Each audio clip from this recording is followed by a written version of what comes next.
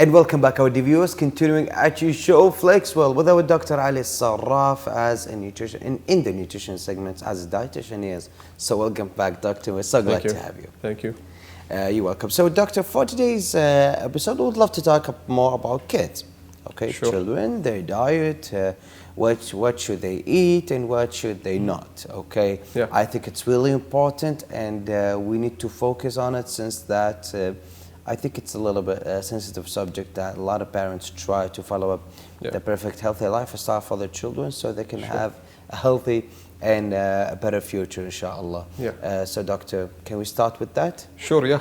Yeah. Go ahead. I think it's amazing. So, Doctor, first things first, what are the best vegetables and what are the best, vegetables and fruits that we should, let's say, make our children consume every day? Sure, that's a really good question because parents tend to come to my clinic and they start to complain actually that their son or daughter actually does not eat apple or does not eat orange or, for example, does not eat lettuce or tomatoes. They specify specifically sort of fruit or vegetables, but just to ensure and to make them calm down to that actually they don't really need to consume a specific fruit or vegetable.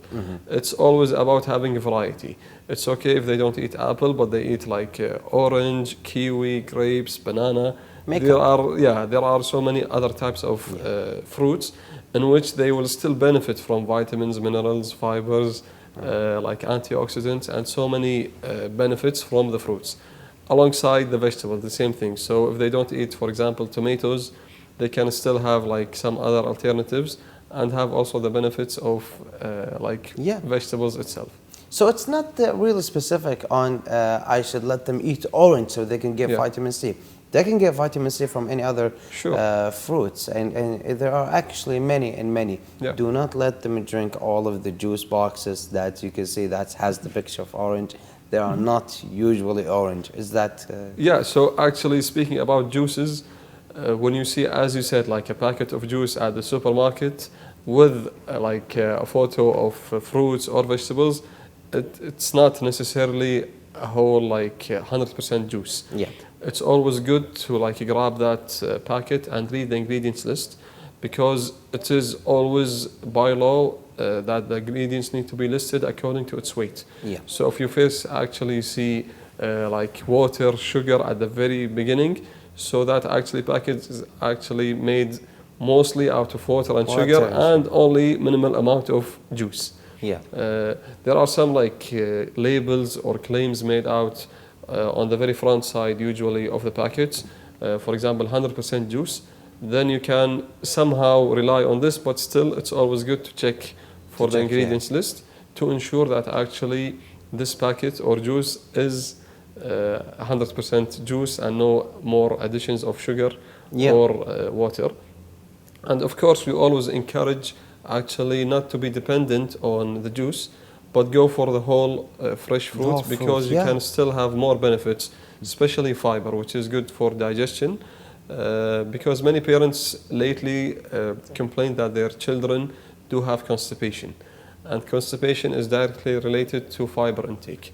So if you don't have good fiber intake, especially from fruit and vegetables, then I would always advise to consume fresh fruits, because they are good sources for fiber.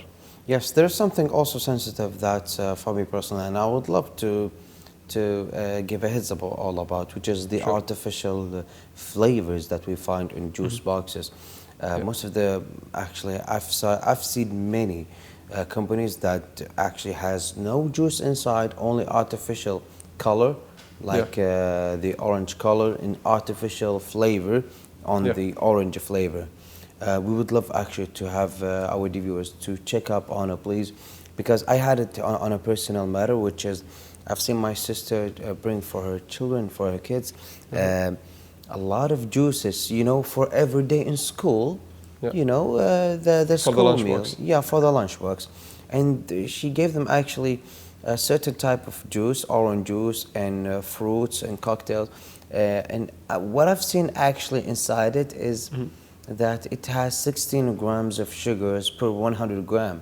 And I told my sister that 16 grams is a lot. She said, it's only 16. I said, per 100.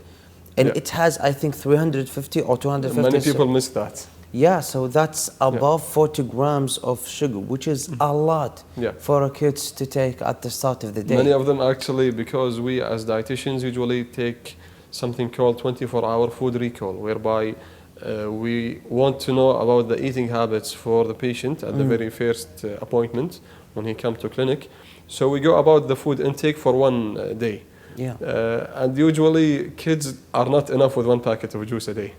Usually they have like 2 or 3. So as you said, if they already have in one packet 40 grams of sugar, not for the actually like pure or 100% juice, but as you said, it's like juice. So then, so then they will actually have a very high intake of sugar of a non-natural source. Yeah, and talking about that is actually they consume like above 100 grams of sugar per day. Knowing that a lot of parents, unfortunately, don't matter. They actually matter about it. They think about it, but sometimes they don't see about the hidden certain information food. or ingredients about the added sugar. And I think it's really important. And I actually have a lot of questions about it, Doctor, but we have our regular short break at the mid, and then we'll be back. So for your viewers, stay tuned, and we will be right back.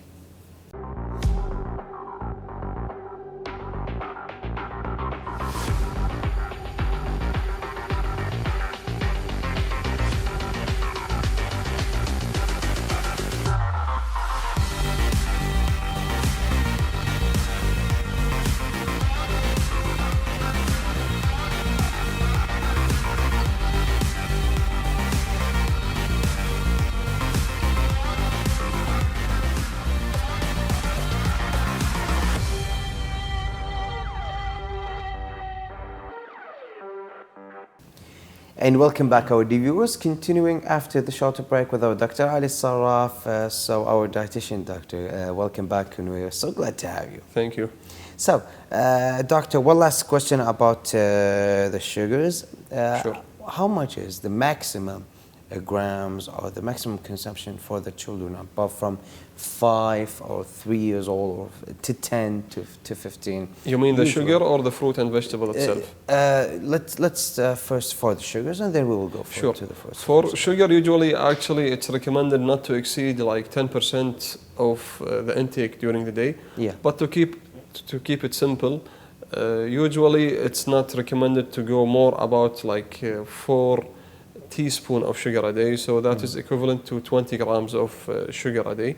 This will be actually not just for the juices, but also like if they eat chocolate or biscuits, like totaling overall for one day not to exceed like 20 grams of added sugar during the day. And let's try to keep it at the maximum amount, which is the 20 grams of sugar. Let's not try to not exceed it as possible as we can for our viewers, for the sake of our children. And I think it's really important. So, Doctor, what about the vegetables and fruits? What are the recommended dose amounts? For that? For amounts. So globally, actually, there are many recommendations based on different guidelines from different institutions. Just to keep it short, actually, one recommendation is to have like 5 servings a day of fruits and 5 servings of vegetables. To start with fruits, usually like a fist size fruit is considered one serving. Then we go for like small fruits, for example like a small apricot. If we have 2, this is equivalent to 1 serving. Same apply for like plums or other vegetables.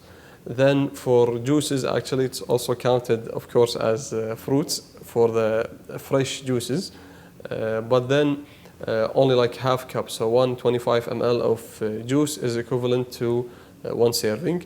But it's always good not to focus or just have the fruits from the juices itself. Now moving to vegetables, a serving of uncooked vegetables will be like 1 cup. So a salad, if you have like lettuce, tomato, cucumber, during lunch, for example, if you have like a small bowl. Is that 1 serving? That will be 1 serving. Only 1? If it's really like a small bowl. But then Okay. if you have like a big one, it will be equivalent to 2. And then if you have like a half cup of cooked vegetables, equivalent to almost like 3 tablespoons of vegetables, this will be equivalent to 1 serving. So, Doctor, Yeah. what's more important is actually, for today's focus is actually for children. Yeah. Okay. For us to eat, 5 small bowls or mid-sized bowls of salad, I think it's a little bit hard to consume. Yeah. Okay. No, as we said, How to convince the understand. children? Yeah. Actually, like whether it was children or even the adults, I understand your point. Yeah. And sometimes people don't make it like a priority to consume fruit and vegetables, honestly speaking. Yeah. I always recommend, for example, for lunch, to start off with the salad. Because many people tend to like start with the main course, and then when it's time to consume the salad or veggies at the very end of the meal, They will be already feel full already, so they don't actually consume it. So many people, I would give them that advice. And then, as you said, the amount might not be easy to consume during the day, so try to spread it out during the day. Also, like incorporating fruit and vegetables in your diet is like you can be creative about it. For example, you can have like some bakeries to include some, for example, apples or even like carrot cake. It still will count be as like a serving of vegetables. Also like some soups, like the main course itself, it can be like combined with vegetables. So you can have many ideas or ways to consume it.